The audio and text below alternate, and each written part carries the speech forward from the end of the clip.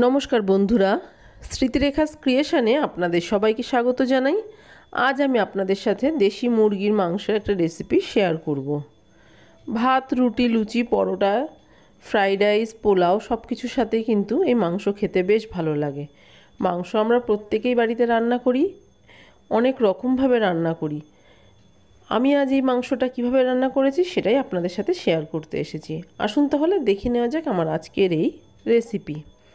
প্রথমে আমি একটা মিক্সির জার নিয়েছি। জারের মধ্যে দিয়ে দেব রসুন আর দিয়ে দেব আদা কুচি। রসুনের তুলনায় আদাটা একটু কম নিয়েছি আমি। দিয়ে দিচ্ছি কাঁচা লঙ্কা, ঝালটা অবশ্যই নিজেদের স্বাদ অনুযায়ী দেবেন। এবার একটা পেস্ট তৈরি করে নেব। দেখুন পেস্ট রেডি হয়ে গেছে। এদিকে আমি মাংসটাও ভালো করে ধুয়ে জল ঝরিয়ে নিয়েছি। এবার এই মাংসটা ম্যারিনেট করে নেব। মাংসের মধ্যে দিয়ে দিচ্ছি টক দই। 1 চামচ টক দই দিচ্ছি এখানে আমি। বাড়িতে পাতা টক দই আমি ব্যবহার করছি, আপনারা কেনা দই দিতে পারেন। দিয়ে দিচ্ছি যে পেস্টটা রেডি করেছিলাম সেই পেস্ট, আর কিছুটা রেখে দিলাম পরে রান্নায় ব্যবহার করব। স্বাদ অনুযায়ী লবণ দিচ্ছি। আমি এখানে সমস্ত কিছুই কিন্তু এই মাংসের পরিমাণ বুঝে দিচ্ছি, পরে আবার রান্নার সময় দেব। দিয়ে দিলাম হলুদ আর দিয়ে দিলাম সর্ষের তেল। এবার এই সব কিছু দিয়ে মাংস খুব ভালো করে মেখে নেব। 5 থেকে 7 মিনিট সময় নিয়ে মাংসটা ভালো করে মেখে নিতে হবে। এখানে আমি কোনো রকম গুঁড়ো মশলা দিচ্ছি না। দেখুন বেশ ভালো করে কিন্তু মাংসটা মেখে নিয়েছি। মাংস ভালো করে মেখে নিলে মাংসর স্বাদও কিন্তু বেশ ভালো হয়। এইভাবেই আমি 1 ঘন্টা রেখে দেবো। আপনাদের হাতে সময় থাকলে আরও বেশিক্ষণ রেখে দিতে পারেন। গ্যাসে একটা কড়াই বসিয়ে দিয়েছি। কড়াই গরম করে নিয়ে দিয়ে দিলাম সর্ষের তেল। মাংস সর্ষের তেলে রান্না করলেই কিন্তু খেতে ভালো লাগবে। প্রথমেই আলু দিয়ে দিচ্ছি। আলুগুলো লাল করে ভেজে নেব।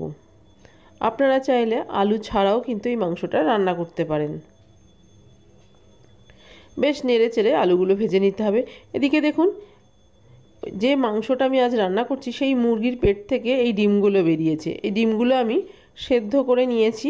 এই ডিমটা একটু বড় হয়ে গেছে, কিন্তু নর্মাল যে ডিম আমরা খেয়ে থাকি তার থেকে কিন্তু খুবই নরম। সেদ্ধ করার পরও খুব নরম, একটু হাত লাগলেই ভেঙে যাচ্ছে। এদিকে আলু ভাজা হয়ে গেছে, আলুগুলোকেও তুলে নিলাম। ওই তেলের মধ্যে শুকনো লঙ্কা আর তেজপাতা ফোড়ন দিলাম। গোটা গরম মশলা আপনারা ইচ্ছে হলে দিতে পারেন। এবার তেলের মধ্যে দিয়ে দিলাম একটা বড় সাইজের পেঁয়াজ কুচি। পেঁয়াজটা দিয়ে একটু নেড়েচেড়ে ভেজে নিলাম। সামান্য একটু নেড়েচেড়ে নিয়ে দিয়ে দিলাম চিনি। চিনি দিলে পেঁয়াজের রঙটা ভীষণই ভালো হবে। এবার ভালো করে পেঁয়াজটা ভেজে নেব। দেখুন পেঁয়াজটা বেশ লাল করে ভেজে নিয়েছি। এবার এর মধ্যে আমি দিয়ে দিচ্ছি আদা, রসুন, কাঁচা লঙ্কার যে পেস্টটা রয়ে গেছিলো সেইটা পুরোটাই দিয়ে দিলাম। ভালো করে একটু কষিয়ে নেব, সব কিছুর কাঁচা গন্ধ চলে যাওয়া পর্যন্ত। গ্যাসের ফ্লেমটা এই সময় মিডিয়ামে রেখেছি। মিডিয়াম টু লোতে রেখেই মশলাটা আমি কষিয়ে নেব খুব ভালো করে। দেখুন বেশ কিছুক্ষণ নাড়াচাড়া করে সব কিছু কষিয়ে নিয়েছি, কাঁচা গন্ধ চলে গেছে। এবার এর মধ্যে দিয়ে দিচ্ছি একটা টমেটো মিক্সিতে পেস্ট করে রেখেছি, সেই টমেটো পেস্ট। আপনারা এখানে টমেটো কুচিও ব্যবহার করতে পারেন। আবারও কিছুক্ষণ নেড়েচেড়ে কষিয়ে নেব। এইভাবে সব কিছু দিতে হবে এক এক করে আর কষিয়ে নিতে হবে, তাহলে কষানোটাও বেশ অনেকক্ষণ ধরে হবে আর মাংসের স্বাদটাও খুব ভালো হবে। দেখুন টমেটো দিয়েও কিন্তু খুব ভালো করে কষিয়ে নিয়েছি। মশলার মধ্যে দেখুন একটা দানা দানা ভাব এসেছে, এতেই বোঝা যাচ্ছে মশলাটা খুব ভালো করে কষানো হয়ে গেছে। এবার দিয়ে দিচ্ছি এর মধ্যে ধনে গুঁড়ো। আমি এই রান্নায় আজ জিরে গুঁড়োর ব্যবহার করছি না। দিয়ে দিলাম হলুদ গুঁড়ো, কাশ্মীরি লাল লঙ্কার গুঁড়ো দিচ্ছি, এটা কালারের জন্য। দিয়ে দিচ্ছি গোলমরিচ গুঁড়ো। আমি কিন্তু মাংসটা কাঁচা লঙ্কা এবং গোলমরিচ গুঁড়ো দিয়েই রান্না করছি, আপনারা চাইলে লঙ্কার গুঁড়োর ব্যবহারও করতে পারেন। দিয়ে দিলাম স্বাদ অনুযায়ী লবণ আর মিক্সির জারটা ধুয়ে জল। এবার ভালো করে মশলা কষিয়ে নেব। যত ভালো করে মশলা বা মাংস কষিয়ে নেবেন রান্নার স্বাদ ততই ভালো হবে। মশলা খুব ভালো করে নেড়েচেড়ে কষিয়ে নিচ্ছি।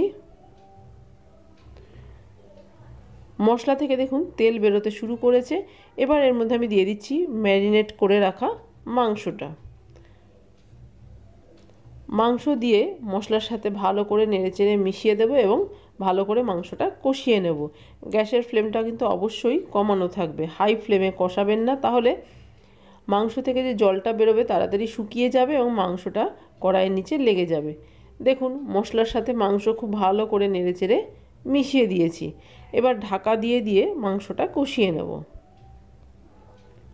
বেশ কিছুক্ষণ ঢাকা দিয়ে রেখেছিলাম। দেখুন মাংস থেকে কত জল বেরিয়েছে। এই জলেও কিন্তু খুব ভালো মতো কষানো হয়ে যাবে আর মাংসটা অনেকটাই সেদ্ধ হয়ে যাবে। তবে নর্মাল মুরগির থেকে দেশি মুরগির মাংস কিন্তু একটু শক্ত হয়, রান্নাটা একটু সময় সাপেক্ষ। ভালো করে নেড়েচেড়ে আবারও ঢাকা দিয়ে দিলাম। এইভাবে বেশ কয়েকবার ঢাকা চাপা দিয়ে আমি কষিয়ে নিয়েছি। দেখুন মাংস থেকেও তেল সেপারেট হতে শুরু করেছে। ঢাকনা খুলে ভালো করে নেড়েচেড়ে দিচ্ছি।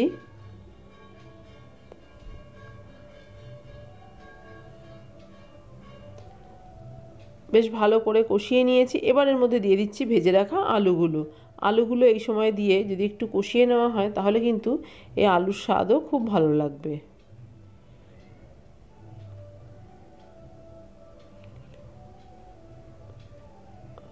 ভালো করে আলু দিয়ে নেড়েচেড়ে দিলাম। আবারও কড়াইটা ঢাকা দিয়ে দেব কিছুক্ষণের জন্য। কিছুক্ষণ ঢাকা দিয়ে রেখেছিলাম। এবার ঢাকনা খুলে দেখে নিচ্ছি সব কিছু খুব ভালো মতো কষানো হয়ে গেছে। মাংস থেকে তেল বেরোতে শুরু করেছে। এতটাই ভালো করে কষানো হয়ে গেছে। আপনারা চাইলে এই মাংসটা প্রেসার কুকারেও একটা সিটি দিয়ে সেদ্ধ করে নিতে পারেন, কড়াইতেও করে নিতে পারেন। যেভাবে আপনার সুবিধা হবে আপনি সেভাবেই করে নেবেন। দিয়ে দিচ্ছি পরিমাণ মতো গরম জল। জল দিয়ে ভালো করে নেড়েচেড়ে দিচ্ছি। আপনি কতটা ঝোল রাখবেন সেটা বুঝে কিন্তু এখানে জলটা ব্যবহার করবেন।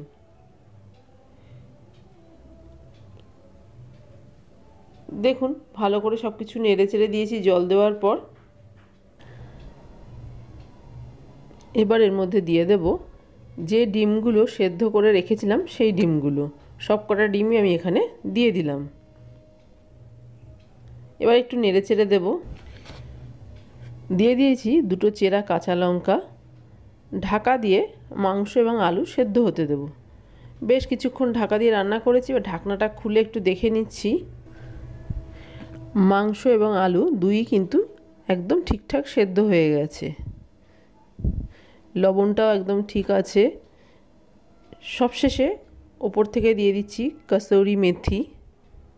কসুরি মেথি আপনার কাছে থাকলে দেবেন, না হয় বাদ দিয়ে দেবেন। দিয়ে দিলাম গরম মশলা গুঁড়ো। আবারও ভালো করে নেড়েচেড়ে দেব। ভালো করে গরম মশলা এবং কসুরি মেথি মাংসের সাথে মিশিয়ে দিচ্ছি।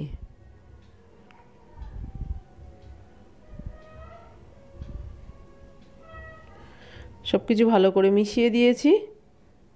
ডিমগুলো দেখুন কতটা ছোট হয়ে গেছে, নাড়াচাড়া করতে করতে ভেঙে গেছে। এবার গ্যাসের ফ্লেমটা অফ করে কড়াইটা ঢাকা দিয়ে এইভাবে কিছুক্ষণ রেখে দেবো, তারপরে সার্ভ করে দেবো। তৈরি হয়ে গেছে আমার আজকের রেসিপি দেশি মুরগির মাংসের ঝোল। এখন অনেকটাই ঝোল মনে হচ্ছে, তবে আলু কিন্তু অনেকটা ঝোল টেনে নেবে, তখন আর এতটা ঝোল থাকবে না। ভীষণ সহজ বানানো, চটপট হয়ে গেল। আপনারাও এইভাবে কিন্তু বাড়িতে তৈরি করে দেখতে পারেন। আশা করি আপনাদেরও বেশ ভালো লাগবে। আর যদি ভালো লেগে থাকে তাহলে প্লিজ একটা লাইক, শেয়ার, কমেন্ট করবেন। আর আপনি যদি আমার চ্যানেলের নতুন বন্ধু হয়ে থাকেন তাহলে আপনার কাছে একটাই অনুরোধ, আমার চ্যানেলটা সাবস্ক্রাইব করে আমার পাশে থাকার। আপনারা সবাই খুব ভালো থাকবেন। আপনাদের সাথে আমার আবার দেখা হবে অন্য কোনো নতুন ভিডিওতে, নতুন কোনো রেসিপির সাথে।